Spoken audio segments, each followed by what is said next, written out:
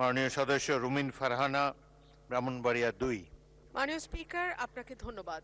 মাননীয় স্পিকার, মেঘনা আর তিতাসের পাশের ব্রাহ্মণবাড়িয়া, ওস্তাদ আলাউদ্দিন খাঁ এবং ঈশা খাঁর দেশ ব্রাহ্মণবাড়িয়া, পুতুল নাচ আর ছানামুখীর দেশ ব্রাহ্মণবাড়িয়া, বাংলাদেশের শিল্প সংস্কৃতির রাজধানীর নাম ব্রাহ্মণবাড়িয়া। মাননীয় স্পিকার, একদিকে যেমন এখানে বাউল গান হয়, কীর্তন হয়, ওয়াজ হয়, এমন অপূর্ব ধর্ম বর্ণ সংস্কৃতির মিলন মেলা বাংলাদেশের আর কোথাও হয় কিনা আমি জানা নাই।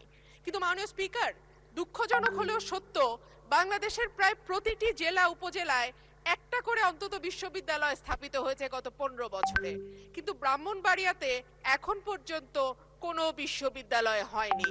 মাননীয় স্পিকার, আপনার মাধ্যমে আমার সংসদের আবেদন থাকবে ব্রাহ্মণবাড়িয়া জেলায় একটা বিশ্ববিদ্যালয় স্থাপন করা হোক এবং ব্রাহ্মণবাড়িয়ায় যে 33 লক্ষ মানুষ, তাদের লেখাপড়ার অগ্রগতির জন্য একটি বিশ্ববিদ্যালয় আবশ্যক।